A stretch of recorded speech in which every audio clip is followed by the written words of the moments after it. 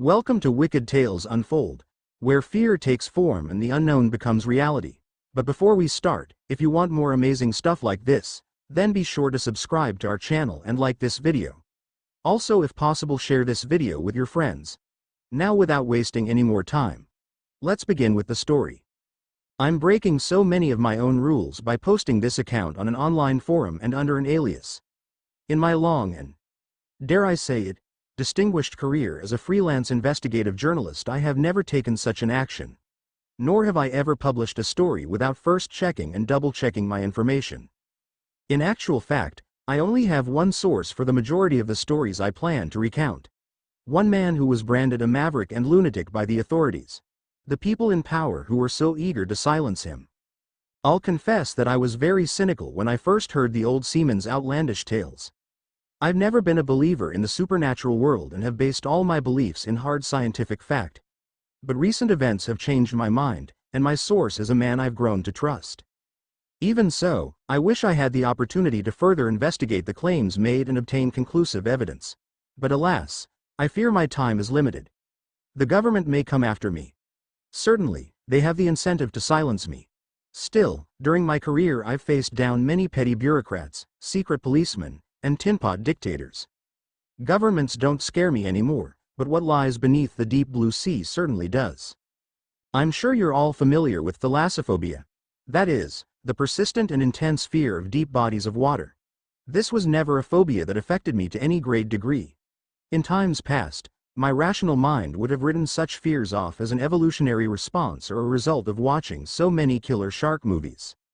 I never would have dreamt that our oceans were home to so many dark secrets and evils almost beyond human comprehension. Some say ignorance is bliss, but this was never a philosophy I adhered to. In fact, I have always prided myself on my thirst for knowledge and passion to pursue the truth.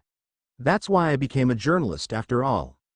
But, given what I've learnt and the sheer terror which has now invaded my conscious mind, I'm left to wonder whether it's all been worth it. But I can't turn back the clock or erase this knowledge from my memory. Nor can I escape the dark power which has its icy grip upon me. In the end, I feel compelled to write and tell this story, even if it's the last thing I do in this world. What can I say about Jack Brady, my fearless source and a legend of the oceanic community who risked everything to tell me the truth?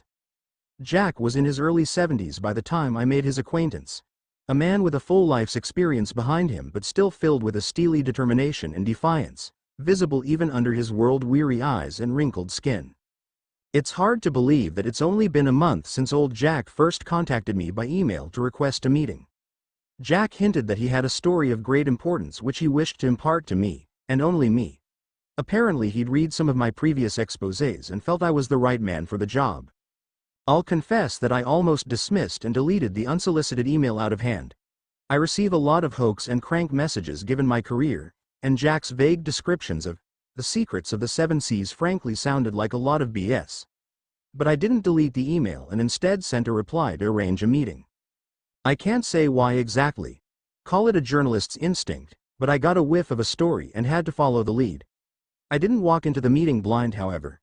As always, I did my due diligence and looked into Jack before going to meet him. I soon discovered that my source had lived an interesting life and varied career, although his passion for the sea was a constant. Born and raised in an Irish Catholic family in Boston, Jack had left home to join the Navy at 18 and spent the next 5 years in the service. After his honorable discharge, our hero worked as a diver in the West Indies for several years before an unspecified incident made him suddenly quit and seek a new career. His employment history was rather vague after this point, at least according to the official record. He was formerly employed by the National Oceanic and Atmospheric Administration for nearly 4 decades, although I noted how Jack was officially listed as an independent contractor on their roster. It was unclear what work Jack Brady did for this seemingly mundane and unremarkable government agency, but his email strongly implied the NOAA was a part of a wider conspiracy. But what were they covering up? Jack's initial email didn't provide the details, but he did send a number of hyperlinks leading to obscure and seemingly unrelated articles. I read the collection of news stories, scientific journals, and Wikipedia articles which covered everything from biblical sea monsters to the lost city of Atlantis and unexplained underwater sounds. I could only see one thing which linked these stories together, and that was Jack Brady's lifelong passion, the seven seas. We met in a spit and sawdust bar in the Harbor District, the type of place where the patrons glared at you suspiciously when you entered. I found Jack sitting at the bar nursing a large glass of whiskey. His appearance was much as I would have expected. Jack was a large man, not overweight but well built. I noted an old scar across his right cheek and how his deep blue eyes were focused despite the alcohol he'd already consumed. Jack greeted me coolly, shaking my hand firmly and nodding his head. He offered me a drink which I politely declined and motioned me over to a corner booth where he said we could talk in private. For whatever reason, Jack refused to let me record our conversation, and so I did my best to transcribe his words in shorthand. I started by asking him questions about his upbringing and early career, just to get a feel for the old-timer. His answers were short and to the point. He'd grown up in a seafaring family and was taught to sail at an early age. Jack said little about his time spent in the Navy, only saying that he'd served as an enlisted sailor on a destroyer and was deployed to the South China Sea during the fall of Saigon. It was clear that he didn't wish to talk about his personal and family life, but he was keen to recount a story from his time working as a rescue diver in the Bahamas. The 13th of July 1982. I'll never forget the date. I know it's a cliché, but that was the day which changed my life forever. I got a call that morning from the Nassau police asking for my help with a body recovery offshore. A fisherman had reported seeing a corpse standing upright in the shallow waters. Standing upright? I interjected in confusion. Yeah. Jack replied. His feet were encased in concrete. Real mafia shit, sleeping with the fishes, you know? I raised my eyebrow in surprise. Wow, that's unusual. No, not really. Jack responded with a simple shrug of his shoulders, before he took another swig of whiskey. At the time we were right in the middle of the busiest drug smuggling route in the Western Hemisphere. Drug runners have disputes and corpses end up in the water. Body recoveries were pretty common. The circumstances were strange, but it was only once I got into the water that I realized something wasn't right. How so? I asked, my interest now piqued. Well, it was a hot day. Temperatures in the high 90s. The water should have been warm, but when I made the dive, it was ice cold. I remember shivering once I breached the surface. It made no sense, but things only got weirder from that point. He paused again to take another gulp of hard liquor. I guess Jack needed the Dutch courage to continue, and I noticed how the color had drained from his face. The body wasn't deep, only 20 to 30 meters down. We weren't far from the shore and the water was crystal clear, and so I could see the body from the surface. So despite the warning signs I made the dive. Like I said, the water was impossibly cold, but there was something else. There were no fish anywhere in the vicinity. Now, I've dealt with a lot of body recoveries, and when a corpse is underwater for any length of time, it's going to attract scavengers. The bottom feeders come first and the bigger predators follow once they smell blood in the water. Nature takes its course, and before long nothing's left but bone and cartilage. But on this dive there wasn't a living thing to be seen. I was puzzled by the direction the story was going but also intrigued. I noticed how Jack's voice had lowered in volume and he appeared reluctant to continue his account, so I had to prompt him. Go on. I whispered. Jack broke eye contact, staring down at his glass before continuing. Like I said, I made the dive and saw the body close up. I already told you about his feet being encased in concrete. I don't know who did that to him, but I guess they had their reasons. The body was male and about 6 foot in height, but that's about all I could tell about the victim. His clothes were ripped and torn and his flesh was rotting. There was no evidence that any animals had feasted upon him, but nevertheless the man's body was falling apart. The decomposition was advanced and it seemed like the corpse had been in the water for a long time. But this made no sense, because the body had only been seen and reported that morning. The victim wasn't in deep water and was visible from the surface, so there's no way it could have been missed for any length of time. I was puzzled by the body's condition, but my main concern was how to get him up to the surface. I knew I'd need specialist equipment to do so and was preparing to ascend back up and return to my boat. But then I saw it and my whole body just froze. What did you see? I asked impatiently. Jack finished the rest of his drink before he answered, his voice shaking as he spoke. The dead man's eyes were closed, and then suddenly they weren't. He opened his eyelids and stared straight at me. God, those eyes, they were like nothing I've ever seen in my life, jet black and soulless. Truly monstrous eyes. I was frozen for a long moment, not believing what I was seeing. But there was more. The corpse opened its mouth and revealed a gaping black hole, which to me looked like a portal to hell itself. Water seeped into his mouth, and I think he was trying to scream. But the sound was muffled underwater. He couldn't move his feet, but the monster reached out towards me with his bony, claw-like hands. Thankfully I was just out of his reach, but I stumbled backwards and fell down to the seabed. The monster was still screaming, desperately trying to get at me as his black eyes burnt with pure hatred. Well, what can I say? I got the hell out of there and swam back to the surface, leaving the raging monster trapped on the seabed. I reported what I'd seen back to the Nassau police, and the investigating detective looked at me like I was crazy. I began to think that I'd just imagined the whole incident. Had I hallucinated it? Was I going nuts? I did doubt my own sanity, but then the police sent out another diver, and I guess he had a similar experience to me. In fact, I believe he was injured during his dive as the monster clawed through his suit and skin. After that, the situation escalated. The local authorities didn't know what to do with that creature, and so an expert was called in from the States. I don't know for certain what happened next, but I believe the US government extracted the creature and transported it back to the States. Why? I can't say, and frankly I don't want to know. Jack's first account ended at this point. I'll confess that my initial instinct was to burst out in laughter, but thankfully I stopped myself after reading Jack's tense body language. I could tell that he wasn't deliberately trying to mislead me or waste my time. His story was ridiculous and surely impossible, but he seemed to genuinely believe this incident had occurred.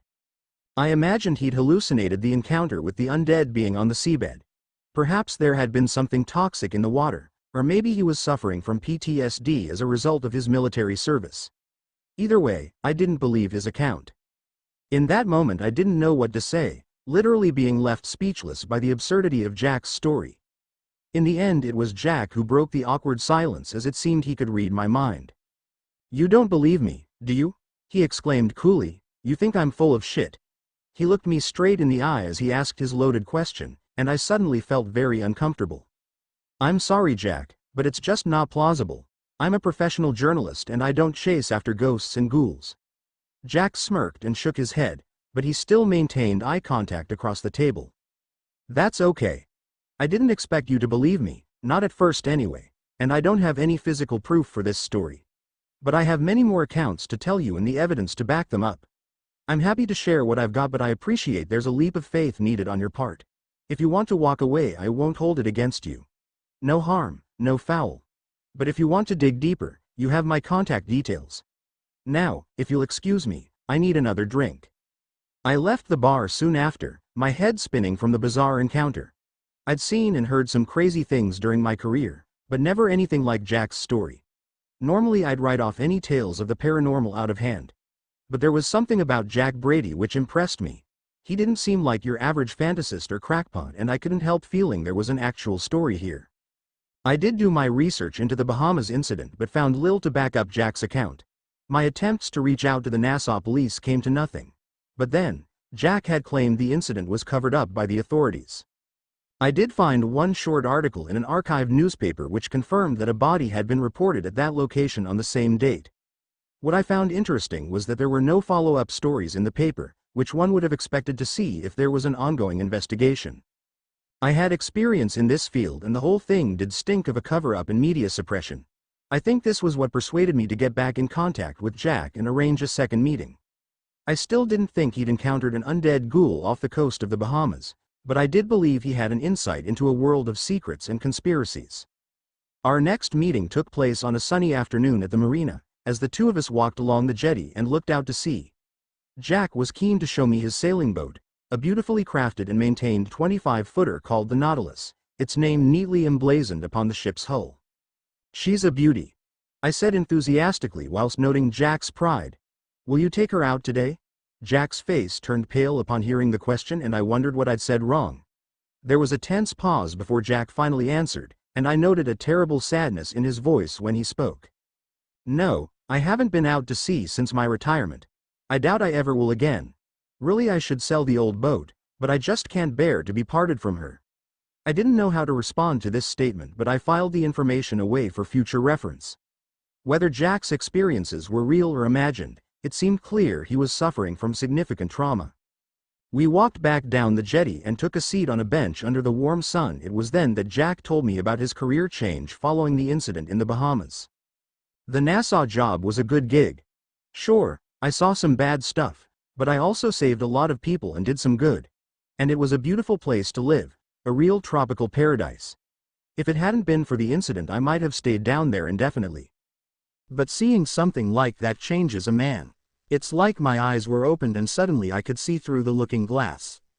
I was also intrigued by the expert they'd called in to deal with the creature I'd encountered. The fact that a team had been sent from my home country suggested this wasn't a one-off incident, and our government knew what was really going on beneath the surface. And, as it turned out, my suspicions were well-founded. I started asking questions through my military contacts.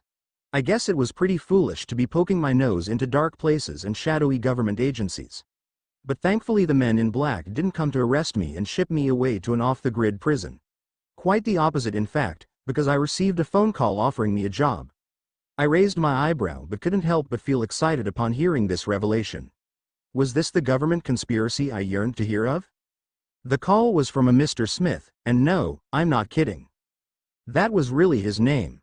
Andrew Smith worked for the NOAA, which on the surface was a pretty dull civil service job. But Andy headed up a department which wasn't officially on the books. In fact, their entire existence was and still is denied by the federal government. The section Smith managed was called the Oceanic Special Investigation Unit. Again, it's an innocuous name, but what this unit does is extraordinary. So, this guy gave you a job? I asked. Yeah. Jack replied with a nod. He'd heard I'd been asking questions and looked into me. I guess Andy saw something in me and reckoned I could help them out. He was the expert they'd brought in to deal with the ghoul in the Bahamas. His team successfully captured and contained the creature before handing it over to the military. He doesn't know what happened to it next, nor do I. Hell, the zombie could still be locked up in Area 51 for all I know. But my intuition was correct. There were a lot of unexplained mysteries and phenomenon in the world's oceans, and the OSIU was tasked with investigating them. Jack spent the next few minutes explaining the structure and remit of the investigative unit and describing his early years working for the agency. He began in the position of junior investigator but soon worked his way up the ranks under Smith's mentorship. During this time he was sent around the world on various cases relating to bizarre incidents and sightings in all of the planet's oceans. Jack confirmed that most of these reports were either hoaxes, local myths, or had some kind of logical explanation. The unit might go for years without any legitimate paranormal or cryptid activity and there would be constant threats from the legislators to cut their funding. But then a real case would come to the fore and the powers that be would take notice. The story he told me on that sunny afternoon at the marina was short but unsettling, as he described sightings of an entity simply known as the swimmer.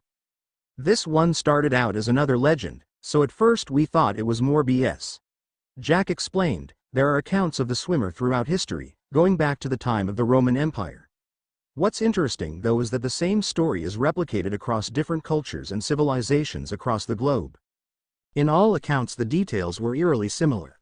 Sailors spoke of a single swimmer, a man with bronzed skin, sometimes naked, other times wearing clothing or even a swimsuit.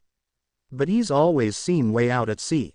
I mean, sometimes this guy's hundreds of miles from the nearest land, way too far for any normal human being to swim. When he's sighted, there are never any other boats in the vicinity and no indication of how he ended up in the open ocean. Weird, huh? But it gets weirder. The captains of many ships have attempted to save the man, but every attempt to hail him or even physically pull the guy from the water have failed. This man or entity remains oblivious and just keeps swimming. Wow. I said in the absence of any other words. The legend was indeed strange and quite chilling, but it sounded like nothing more than a myth. But of course, Jack had more to add. I took the case during the winter of 1988 after reports of the swimmer being sighted in the Atlantic, about 200 miles east of Bermuda. Mr. Smith didn't give much credence to the reports, but he sent me to investigate all the same. I hitched a ride on a Navy frigate on patrol and we were allowed to use their recon helicopter to search for the entity. Honestly, it was potluck that we found him given that we only had an approximate location. But find him we did, and this time I got proof. At this point, Jack removed his phone from his pocket and played me a video. The original footage was grainy and rough and did seem to have been recorded on an 80s camcorder, presumably being later converted into a digital video file. The clip had apparently been filmed from a helicopter flying over open water, and I could hear the din of rotor blades through the phone's speakers. The chopper was flying in poor weather and the gray waters below were rough, with heavy waves emerging and breaking with a violent intensity. Suddenly the cameraman zoomed in, and that's when I saw him. The lone swimmer was face down and dressed in bright red trunks. I couldn't see his face, but the man's actions were extraordinary. I watched awestruck as he swam against the waves, not panicking and somehow remaining above the surface. He didn't look up when the helicopter flew over him and didn't react to the hails from the chopper's loudspeakers. Instead, he just kept on swimming, even as the waves threatened to overwhelm him. The camera focused on the man for several seconds before zooming back out. Next, the cameraman scanned the horizon, confirming that there was no land and no other ships or planes anywhere in sight. All I could see was endless ocean in every direction. And then the footage abruptly ended. I looked up from the screen and saw Jack watching me intently. "Wow," I repeated but didn't elaborate. The footage was convincing, but I couldn't guarantee it wasn't staged. "Did you find out who he was?" I asked. "No," Jack confirmed with a shake of his head. "It's an unsolved case to this day, but I have my theories." "Oh?" I said with genuine interest. Jack paused briefly, appearing deep in thought as he looked out to sea. "Have you ever heard the legend of the Wandering Jew? It's a medieval fable about a man who taunted Jesus on the cross and was cursed to walk the earth until the second coming." "The story sounds familiar," I confirmed. "Well, I believe the swimmer is his nautical equivalent. He was once a mortal man but committed a grave sin. Now, he's cursed to swim the world's oceans until the end of time. He doesn't tire, can't sink under the surface, and can never stop. No one can help this poor soul, and so we must leave him to his fate." I felt sick after hearing Jack's theory. I wasn't a religious man and hadn't been inside a church for years. But there was something truly chilling about the idea of a lost soul. A cursed man who was exiled from the land itself and doomed to swim the world's cruel seas for all eternity. Our second meeting ended soon after with Jack telling me to get in touch if I wanted to learn more. Once again, I did my research after the encounter. There are numerous mentions and accounts of the swimmer, or swimming man, throughout history and across the globe, so that much is true. But I couldn't find the video footage Jack had shown me anywhere online. I didn't believe the video was doctored. It's possible it was staged. The man swimming might have been dropped from the helicopter and then recovered after the film was shot. But why take the risk in such bad weather conditions? It just didn't add up. Nevertheless, by this time I was hooked, and I wasted no time before arranging my next meetup with Jack. For our third interview, Jack invited me to his home, which I took as a good sign because this surely meant I was gaining his trust. He lived in a small, Spartan one-bedroom apartment not far from the harbor. The flat was tidy and well kept but very basic. I noted the various liquor bottles stacked up in the kitchen and wondered whether Jack had a drinking problem. In any event, he offered me a cup of coffee, which I accepted. We sat in his small living room and I noted the collection of well-thumbed books on the shelves. As one would expect, Jack owned many publications on sailing and naval history. But I noticed other editions on such diverse topics as religion, philosophy, and mythology. I was also surprised to see a pristine copy of the King James's Bible sitting on the coffee table. Jack hadn't struck me as being the religious type, but perhaps what he'd been through had changed his outlook. As for me, I was intrigued but still cynical, yet to be persuaded by Jack's outlandish tales. I watched as Jack set up his TV to stream a video from his phone and was mildly impressed to see a man of his age who was tech-savvy. He didn't play me the video straight away, instead offering me an explanation. "I apologize that I'm not able to share this file with you. The same goes for the swimmer footage. I'm not meant to have these videos and I'm certainly not allowed to show them to journalists. I'm breaking multiple federal laws by just talking to you now. Call me uncommitted if you will, but I don't want to spend the rest of my life in prison. If and when I die, however, that's a different story. I'm happy to bequeath all the evidence I have to you on the condition that you break this story wide open." "Okay," I answered, not quite sure what else to say. Jack leaned in close before asking his question. "Well, friend, I'm sure you've heard of the lost city of Atlantis?" This time I couldn't help myself from laughing at the absurdity of his question. "Sure. Don't tell me you guys found it," Jack shared in my amusement, sniggering amicably as he answered. "No, I'm afraid not. That would have really topped off my career, don't you think? No, we didn't find Atlantis, but we did discover and explore another legendary city which was lost beneath the waves, an ancient city whose very existence challenges everything we thought we knew about human history. With that cryptic introduction, he pressed play on his phone and the video was beamed onto the TV screen. What we saw was footage from an underwater camera, seemingly attached to a small submarine. It's a remotely operated underwater vehicle or ROV. Jack confirmed. The footage was taken in 1996 and the technology was state-of-the-art at the time. The film continued as the sub navigated through dark waters and was clearly far below the surface, with the main source of illumination coming from the lights attached to its frame. The sub continued its descent towards a large number of stone buildings which were inexplicably spread across the seabed. The site was substantial and I could see a number of smaller, flat-roofed buildings surrounding a trio of large pyramid-type structures. Clearly we were observing a lost city on the ocean floor, long abandoned by human beings and left to sea creatures and deep-water predators. I continued watching the extraordinary footage, awestruck and mesmerized by what I was witnessing. I had never seen a site like this before and couldn't help but ask the question. Where was the footage taken? I inquired. The Mascarene Plateau. Jack confirmed in a matter-of-fact tone. Northeast of Madagascar and west of the Seychelles. This location is about 150 meters below sea level. My jaw dropped as I continued to watch the submersible's camera as it approached the largest of the lost city's pyramids, perhaps 50 to 60 feet tall and built with stairs ascending to their summits. I'm no expert in ancient history, but I've never heard of a lost city in this region, I said. No, you wouldn't have done. Jack replied, there's no official written records of this civilization ever existing. In fact, all of the historical and geological records say this city shouldn't be there, and yet here it is. What did you learn about this site?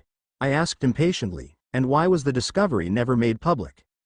Honestly, we don't know much, was Jack's answer. The archaeologists can't explain the structures and pyramids. They say the building designs include aspects from several different ancient civilizations, Egyptian, Mayan, Cambodian. It seems that this sunken city predates them all. I could well be tens of thousands of years old, and yet the structures are remarkably well preserved. As for why we didn't make it public knowledge, well, the reasons will become apparent. He pointed back towards the screen as the ROV descended into a small open entrance which led inside the submerged pyramid. I watched intently as the remote-controlled submarine was navigated through a tight corridor inside of the pyramid, its headlights illuminating the path as it dove deeper into the guts of the structure. What really interested me was the mosaic-like pictures displayed on the corridor walls, images which apparently told the story of this lost civilization's disturbing and violent history. I saw depictions of robed priests standing on top of the pyramids, torrential rains falling upon them as the holy men used knives and daggers to slaughter chained prisoners, the blood of their victims flowing down towards the waterline. In the next image, I saw sailboats out on the waves and seamen throwing the bodies of slaves or prisoners overboard into the dark waters below. But most chilling was the monstrous predator under the surface which was feasting upon the human bodies. The huge creature appeared to be a sea serpent with green scales covering its body, and the monster had 3 heads. The depiction of the beast was chilling, as I saw 3 pairs of burning red eyes and a trio of mouths filled with razor-sharp teeth. Jack surely noticed my shock upon seeing these horrific depictions, and he surprised me by launching into biblical verse. He maketh the deep to boil like a pot, he maketh the sea like a pot of ointment. Upon earth there is not his like, who is made without fear. He beholds all high things. He is a king over all children of pride. He is Leviathan, and this is his kingdom. I gasped, staring at my companion in astonishment. But he didn't elaborate, instead motioning for me to continue watching. Eventually the submersible exited the lengthy corridor and entered a vast chamber in the very center of the pyramid. My blood froze when the camera focused, and we saw what lay within this chamber of horrors. Inside of the pyramid were the bones of hundreds if not thousands of human beings. The walls were decorated with skulls, their empty eye sockets looking down accusingly at the small seacraft which had invaded their long-forgotten tomb. I looked away from the screen in disgust and towards Jack, who ended the video before turning to face me. There are legends of a lost continent of Lemuria which was supposedly located in what's now the Indian Ocean. He explained, it was written off as a myth, but now we've discovered proof of its existence. It seems this nameless city was the capital of the lost civilization. As you can see, their leaders and priests practiced human sacrifice on a vast scale. But, as horrific as their massacres were, it seems they did serve a purpose. I raised both eyebrows in disbelief and shot him a hard glare. Jack lifted his hands defensively before replying. "Hey, I'm not trying to justify it," he said, "but the Lemurians were at the mercy of the beast."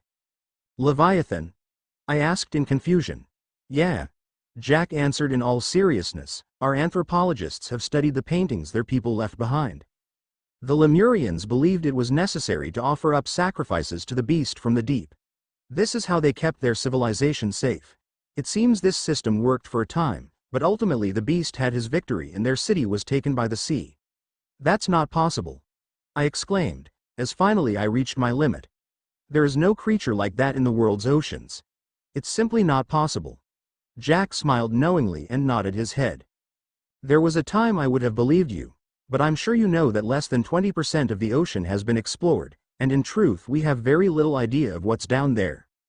"Okay, I get it," was my defensive reply, "but I don't believe a monster like that could exist." "A three-headed serpent? Come on, man. Where's your evidence?" "Well, it just so happens I have another story to tell you," said Jack, his blue eyes filled with a fiery intensity. "I will ask you to reserve judgment until you've seen and heard all I've got." I shook my head in disbelief. It seemed I was being led down a rabbit hole and I didn't like this. But still, Jack had me on his hook and I couldn't walk away without hearing the full story. There was a strange incident which occurred in the early noughties. Actually, it was quite widely reported at the time. The news got out before we had the chance to bury it. But of course, the public didn't hear the full story. "Of course," I repeated, my cynicism returning as I once again questioned this entire enterprise. If Jack picked up on my tone, he didn't let us show and instead continued his account. In November 2003, a research team tagged a 9-foot, female great white shark off the coast of southwestern Australia. 4 months later, records show the shark abruptly dove 2,000 feet with a 32-degree temperature spike. Then the shark disappeared without a trace. Soon after, the tag washed up on shore, but no signs of the shark. The researchers guessed that a large animal came up under the great white and dragged it to the bottom. Now, the question is this: what animal could have taken and killed a 9-foot shark?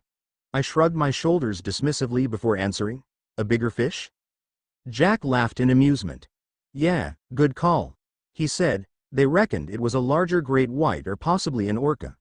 There was no definitive answer, but this theory satisfied most in the scientific community. But there was more that wasn't made public. I sighed aloud but didn't interrupt as Jack went on. "You see, the 9-footer wasn't the only tagged sea creature which ended up dead. In total there were 4 great whites killed in that part of the ocean in the space of a few months. The biggest of which was a 16-foot male. 2 fully grown orcas were killed too. They didn't recover the trackers in all cases, but the recordings showed these animals all died the same way. In all 6 cases they were taken by something below and dragged down into the deep." My eyes widened as I made the connection in my head, but surely it couldn't be true, could it? Even if all those animals had died, there must be a logical explanation. "What we did was set up a trap of sorts," Jack continued. "We obtained the body of a recently deceased 12-foot great white and secured it to a buoy 50 meters below the surface and right in the middle of the unknown predator's hunting grounds. What's more, we attached underwater cameras to monitor the situation and hopefully catch a glimpse of it." I felt my heart beating faster in my chest as I pushed him for more. "What happened?" I demanded. Jack smiled as if he enjoyed keeping me on my toes. "The shark's corpse was floating in the water for 3 days. We were about to give it up and cut the body loose. Then this happened." Once again, he operated his phone and streamed another clip onto his TV. This video was a short one, barely 10 seconds in length. It was that quick. One moment we were looking through an underwater camera facing downwards, down into the dark abyss. Suddenly, something huge emerged from the depths, propelling itself upwards and towards the camera. I only got a quick glimpse of the beast, but its horrifying features were unmistakable. The giant predator which emerged from the darkness had 3 heads with 6 burning red eyes and a trio of gaping jaws filled with so many rows of sharp teeth. I literally recoiled in my seat, letting out a startled cry as my frightened brain tried to make sense of what I'd just seen. The video cut out a second later, the screen turning to black in an instant as I guessed the camera was swallowed up in the monster's jaws. Even though the monster was only on camera for a brief few seconds, Jack was able to show me a still image. The water was dark and the picture blurred, but I could clearly see the predator in all its hideous glory. A nightmare of teeth and rage with 3 wide maws which looked like entrances to hell itself. And those eyes, all 6 of them burning red with rage but also with intelligent malice. I had never seen such a creature before but couldn't help but acknowledge the stark resemblance to the depictions within the sunken city. I left Jack's place soon after, still in a daze and feeling sick to my stomach. I didn't make arrangements for a further meeting but muttered something about getting in touch as I shuffled towards the door. Jack made it clear that he had more information to share with me, but I think he knew I needed time to process all I'd heard and seen. I'll confess that I poured myself a stiff drink when I got home, and it took me some time to calm down. But once I regained my senses, I started thinking logically and the doubts returned. The footage I'd seen in Jack's apartment was unsettling but certainly not conclusive. The videos of the underwater city and 3-headed beast could have been staged or created by CGI. I don't know why Jack or anyone else would have gone to so much bother to do so, but I couldn't rule out the possibility. If Jack was telling me the truth, then there must be supporting evidence, logs, data, witness statements, etc. Maybe he had access to this information, but for now I couldn't be certain of anything. I told myself that this had to be bullshit and I was being taken for a ride by Jack Brady. All of my professional instincts told me to walk away, to cut off contact with Jack and abandon the investigation. But there was something deeper inside which stopped me from doing so. It wasn't just the hunch that I was chasing an important story. Sure, this was part of it. But what I'd learned had awakened something within me. Call it a primal fear or evolutionary reflex, but I was beginning to believe that Jack was right and there really was something wicked and terrifying in the ocean depths. That was when the nightmares began. I didn't sleep well in the nights which followed our third meeting, but when I did finally drift off, I was plagued by vivid and terrifying visions. In the first nightmare, I found myself sinking into the abyss, powerless as I descended into the darkness and towards a seemingly bottomless pit. The light faded as the water filled my lungs, but in my dream I wasn't drowning and I felt oddly at peace. Don't get me wrong, it was terrifying to be so helpless, to be surrounded by endless water as I slowly sank into a near infinite abyss. But there was beauty in these depths, a feeling of awe and wonder whilst witnessing the glory of the natural world. But sadly, the peace I felt in my dreamlike state was not to last. I saw it out of the corner of my eye, turning my head sharply to see the creature hurtling towards me. I tried to scream as the monster rapidly closed the gap. I kicked with all my strength but couldn't get away. My blood froze even as the water around me boiled, and then I saw the monster, a thing of nightmares dragged up from the depths of hell. This was Leviathan, the terror of the deep, come to feast upon my flesh and claim my soul. I screamed and kicked for all my worth, but it made no difference, as the 3 hungry mouths fought each other for the privilege of devouring me whole. I had the normal reaction to the nightmare, waking up screaming and drenched in sweat. That was a bad one, but I guess it had a traceable origin. I'd seen images of the Leviathan during my last meeting with Jack and they'd scared the shit out of me, so it seemed only natural that I'd have nightmares of the beast. But the terrors I suffered through on the next night were more difficult to explain. Once again, I was plunged into an underwater nightmare. This time finding myself at the very bottom of the ocean. I don't know how deep I was, but when I looked up I couldn't see the surface above me. In fact, the only light in this submerged hellscape came from fluorescent sea creatures and flora which were dotted along the seabed. There was darkness all around me and I was chilled to the bone by freezing water. I didn't want to be here. This wasn't a place for mortal men. I desperately tried to swim up but I couldn't move from the spot. I started to panic as I looked downwards, my heart thumping hard in my chest when I saw how my feet were encased in concrete, just like the ghoul Jack had encountered in the Bahamas all those years ago. I fought with all my might to free myself but to no avail. Eventually I exhausted myself, coming to the terrifying conclusion that I was trapped in this watery hell. But there was worse to come. Suddenly, the water temperature around me rose dramatically, going from freezing to near boiling in a matter of seconds, and a moment later, the dark water around me turned blood red as a dense crimson cloud surrounded me. I choked as a toxic substance forced its way down my throat and I guessed whatever had polluted the ocean water was pure poison. I prayed I'd wake up, but the nightmare wasn't done with me yet. My eyes adjusted as the red cloud parted and something emerged from behind it. A creature which shuffled across the ocean floor. My body tensed as I watched the dark entity marching towards me. I couldn't move and could not scream. My lungs were filled with seawater, but drowning was impossible. This would have been my preferred fate, but something far worse was coming for me. It's difficult for me to describe the horrific entity which emerged from the red mist. It took the physical form of a man, but I was sure this creature wasn't human. It walked on the seabed as if it belonged here, oblivious to the currents and intense pressure all around it. I couldn't see its face. In fact, I'm not sure it even had a face. All I saw was a dark shape gliding towards me. A shadowy form which seemed to have total control over this hostile environment and was entirely focused upon me, an intruder in its realm. I couldn't make out its face, but when the entity came closer, I saw its eyes, burning, orb-like eyes which lit up the darkness, but instead of bringing light to the darkest places, its fire only brought terror to my heart. I struggled once more against the concrete shoes holding me firmly in place, while my screams were drowned out by the rushing water. And the monstrous entity kept on coming, its horrendous eyes burning through me as the darkness it brought with it consumed everything. That's when I awoke to the usual routine, screaming and cold sweat. I couldn't get back to sleep that night. I didn't dare. As soon as the sun rose, I rang Jack and arranged to meet him that same day. For better or for worse, I needed to hear the conclusion to his tale. My voice was shaking when I called Jack, and I'm sure he picked up on my discomfort over the phone. On this occasion, I invited him to meet in my own home. I normally would never do this with any source. But I justified the decision in my head, telling myself that it would be better to be on my home turf to ensure he didn't play any tricks when presenting his evidence. But in reality, I felt very unsettled and didn't feel comfortable leaving my home. It's crazy when you think about it. I faced some significant challenges and dangerous situations during my career, but the vivid nightmares I'd experienced recently had really shook me.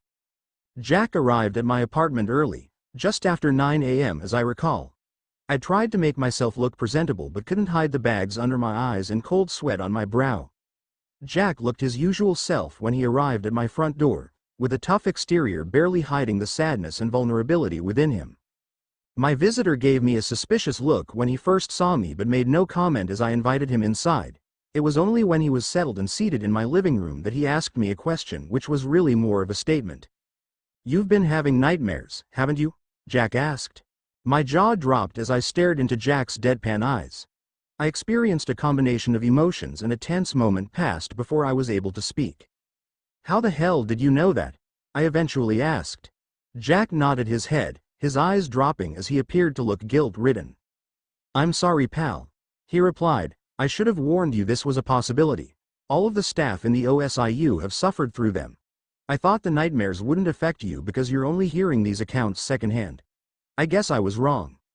I took a deep breath as I collapsed onto my couch and tried to process what I'd just been told. What Jack said didn't make any sense.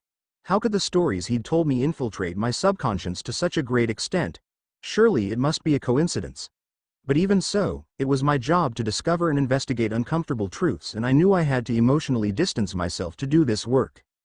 So why was I so angry with Jack for exposing me to this? I did my best to suppress my negative emotions and remain professional and hospitable. "Can I offer you a cup of coffee?" I asked my guest. Jack shot me a half grin and a wink before reaching into his jacket pocket and withdrawing a quarter bottle of whiskey. "I thought we might take something stronger," he said coyly.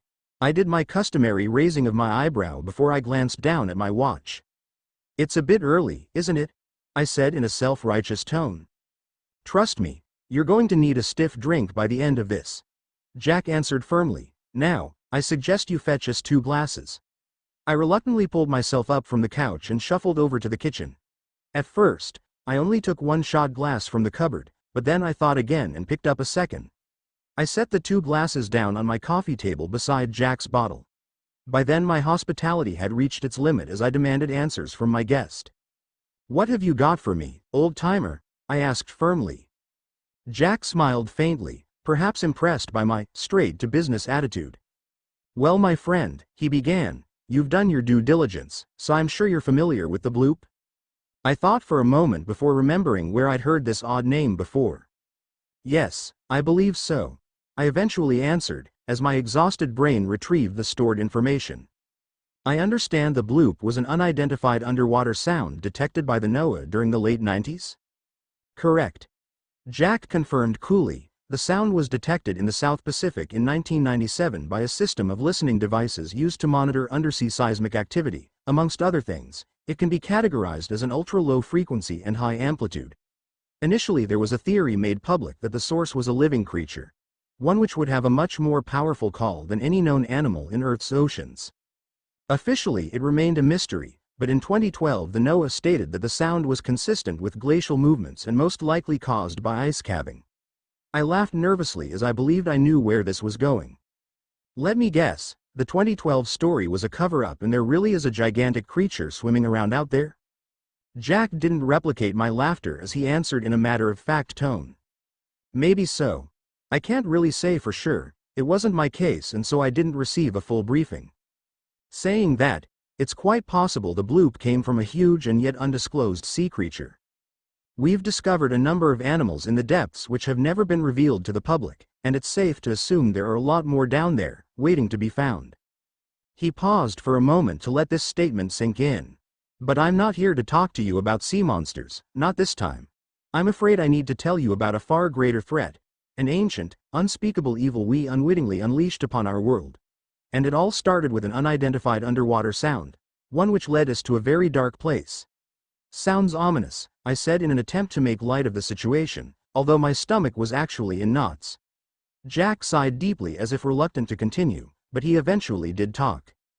2 years ago, our sound surveillance system detected an unidentified signal from the South Atlantic, about 300 miles south of the Falkland Islands. Now, we've picked up mysterious sounds before, of course, including the bloop.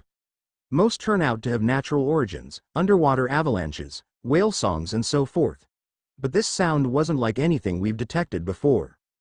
The initial recording was scratchy and of poor quality, but one thing was clear. What we heard was a human voice. A female voice to be precise. My blood froze and eyes widened as I stared at Jack in astonishment. How is that possible? I exclaimed in dismay. We had no idea. Jack answered truthfully, but the top brass wanted us to investigate. We sent a listening ship down to the location the signal was first detected and I was a part of the crew.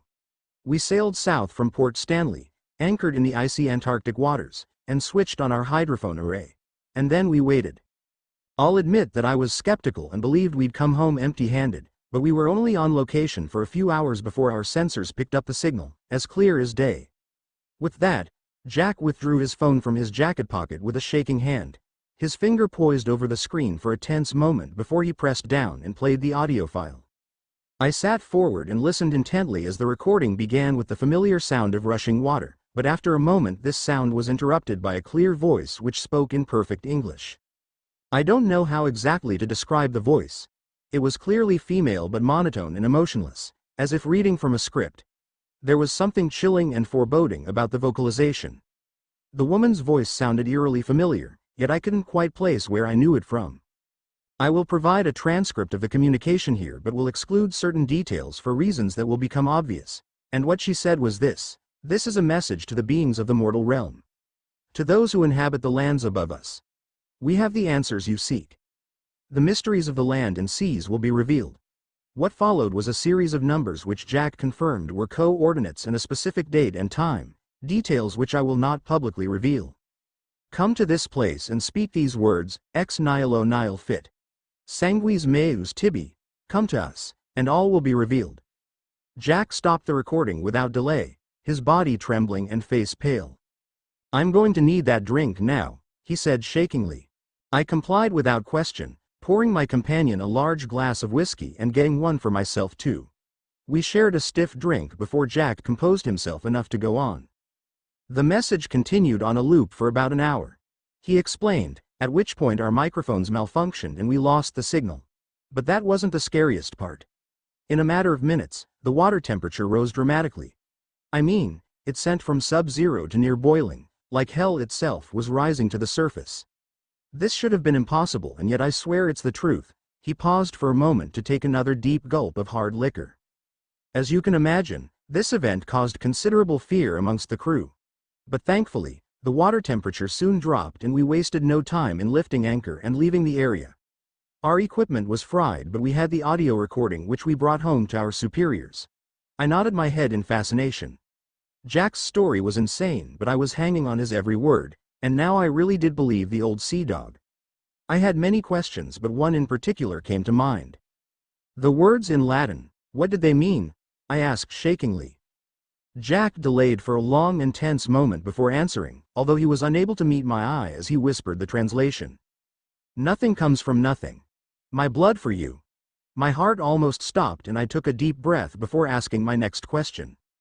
What did you do next? Jack snorted before taking another drink. I'll tell you what we should have done. Nothing. I argued strongly that the message should be ignored.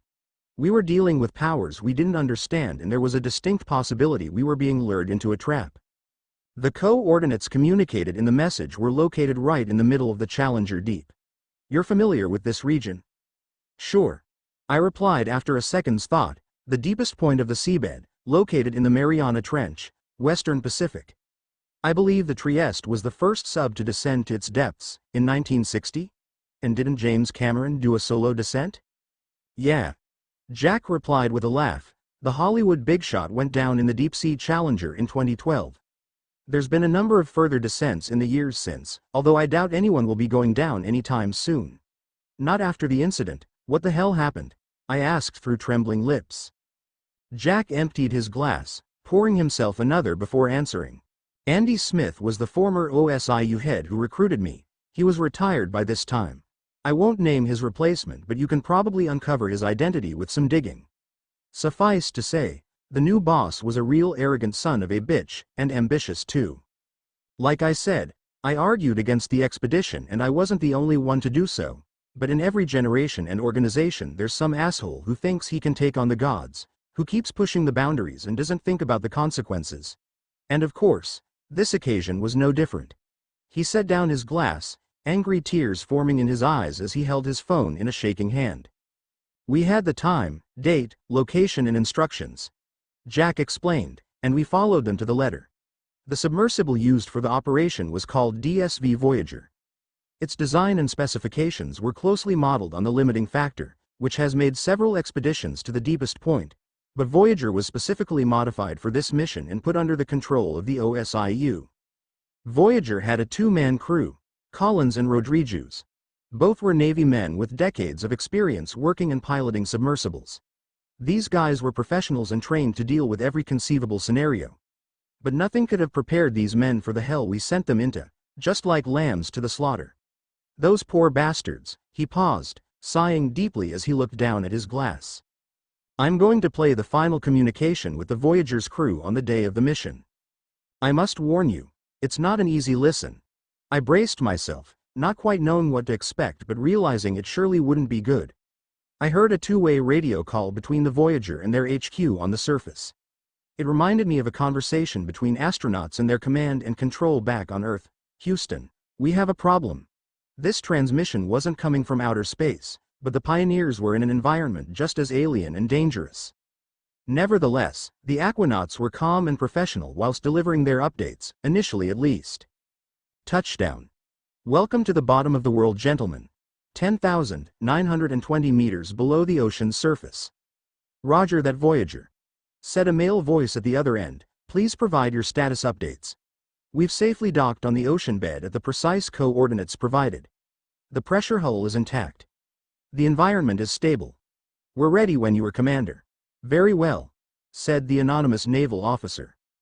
There was a lengthy pause before the next transmission, which I guess was due to discussions taking place on the surface. Finally, though, the commander communicated his orders. Very good, Voyager. You are authorized to proceed. Please broadcast the message. Roger that, sir.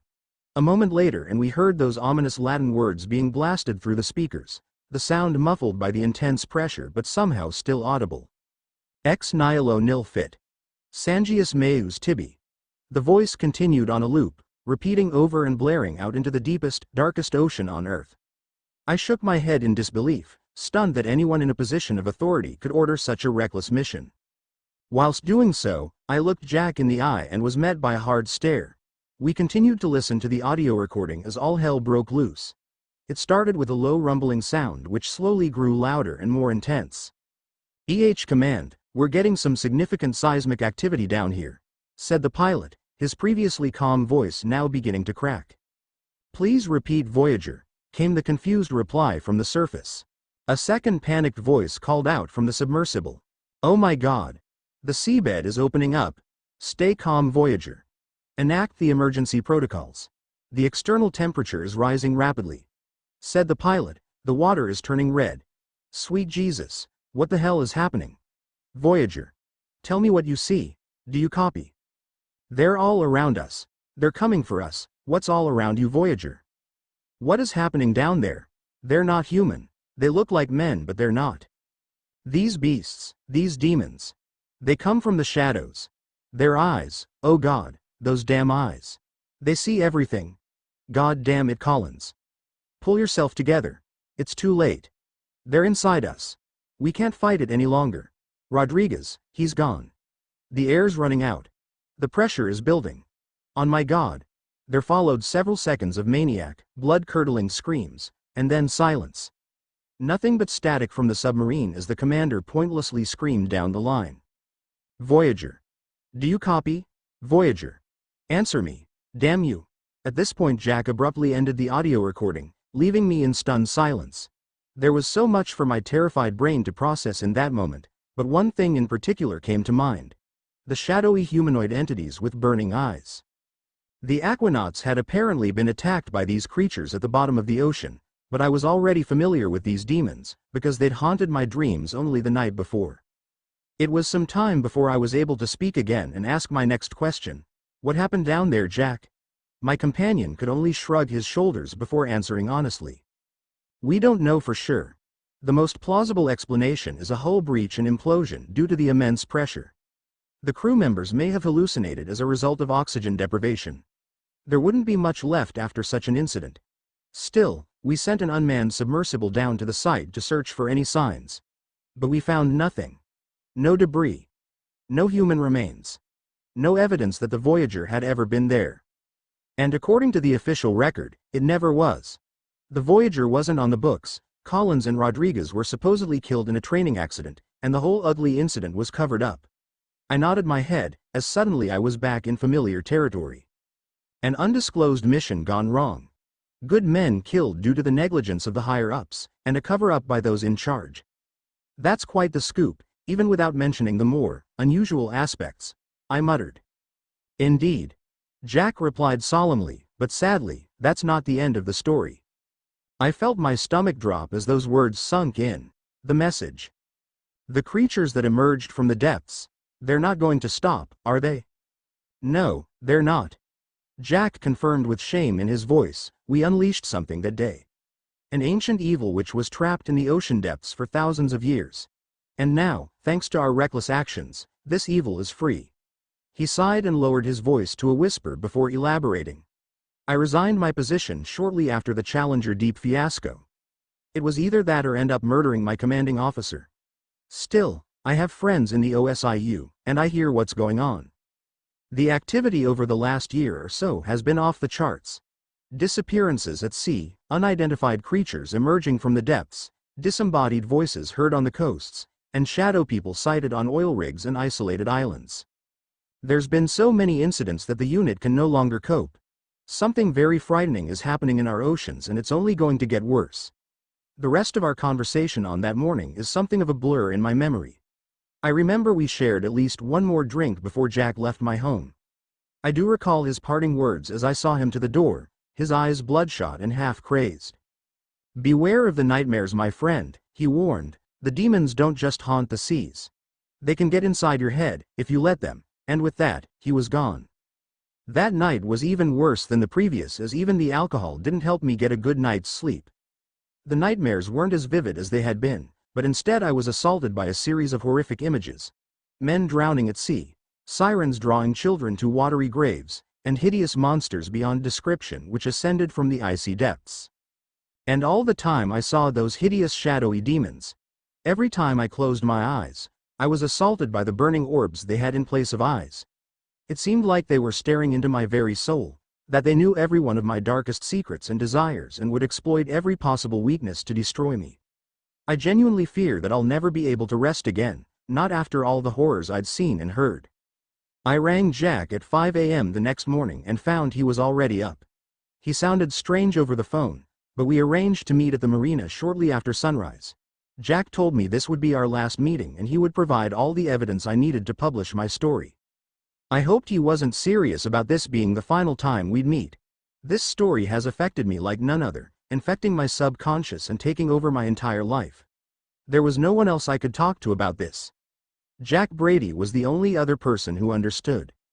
I arrived at the marina shortly after dawn, sitting on the bench for almost an hour while I waited for my companion. I looked out to sea and saw a storm forming on the far horizon, with black clouds and powerful waves clearly visible. I thought little about this at the time, however.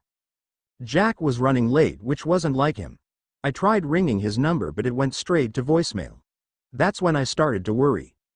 I remembered from our previous meeting that Jack's prized yacht, the Nautilus, was docked in the marina, and I wondered whether he was working on the boat. I made my way along the jetty, keeping a weary eye on the water and the storm front which was rapidly moving in my direction. To my surprise, the Nautilus wasn't in its mooring. I scanned the marina and saw Jack's boat afloat and gliding towards the harbor entrance with its sails down and motor running. And Jack was at its helm, steering the boat and heading out to sea. Panic overcame me as I ran down the jetty and shouted out his name. I remembered what he'd told me on our second meeting, that he hadn't been to sea since his retirement and never intended to go out again. He might have changed his mind, of course, but something felt very wrong. Jack was sailing directly out towards the incoming storm and he didn't respond to my increasingly desperate calls. Instead, Jack looked directly out to sea, a steadfast determination on his face whilst his eyes were extremely focused, as if he was bewitched or stuck in a trance. I ran to the very edge of the jetty as the storm closed in and I was assaulted by heavy winds and rain. I continued to scream until my lungs could do no more. Jack didn't turn back, and his boat sailed straight into the violent storm. I contacted the Coast Guard right away and they began a search as soon as was possible. The storm was intense and violent but short-lived. The Nautilus was found later that day, capsized and barely afloat. Jack Brady wasn't on board and was nowhere in the vicinity. The search continued for 3 days, but no trace was found and eventually it was called off. The authorities concluded that Jack was lost at sea and drowned. No one could explain why an experienced seaman had set out during a severe storm without taking any of the standard precautions. Many thought he'd taken his own life, but I knew better. Surely whatever evil had been set free had finally overcome Jack Brady, forcing him to make the fatal sea journey which claimed his life. Jack was gone, but he'd left me a parting gift. Due to the chaos of that day, it would be several hours before I checked my emails on my phone. When I did so, I discovered a message from Jack's account. An email with no subject line and only containing a hyperlink. In normal circumstances I would have deleted the email as spam, but instead I clicked on the link which led to a Dropbox. Saved inside the folder was a literal treasure trove of evidence and data. All of the video and audio recordings Jack had played for me during our meetings and much more. This included logs, witness statements, intelligence reports, and countless other photographs and documents which surely proved beyond reasonable doubt that Jack's accounts were true. If I had the time I would still do my due diligence, investigating and studying every document and confirming their veracity whilst following up on leads and seeking out further witnesses. But alas, I fear my time is limited, and so I'm reduced to writing this quickfire article. Because you see, whatever evil took over Jack is now firmly entrenched in my head. It's not just my dreams which are plagued by nightmarish images. During the daylight hours I find myself drawn to the ocean. I spend hours at the water's edge and staring out to sea. An overwhelming urge rising from inside me as I'm pulled towards the cold and unforgiving abyss. I'm fighting with all my strength but fear it's only a matter of time before the demonic forces now controlling our oceans take my body and soul. And so I'm reaching out in a last desperate act. It's clear that our government is incapable of stopping the evil they unwittingly unleashed, and it seems their only priority is to cover up their own complicity in these events. But, even if I am doomed, I still have hope for humanity. I'm sharing Jack's story in the belief that somebody reading can prevent this evil from destroying us. The clues are surely out there. The ancient knowledge or white magic which kept these aquatic demons at bay for so many generations. There must be a way. This can't be the end. Please God, save us now, before it's too late.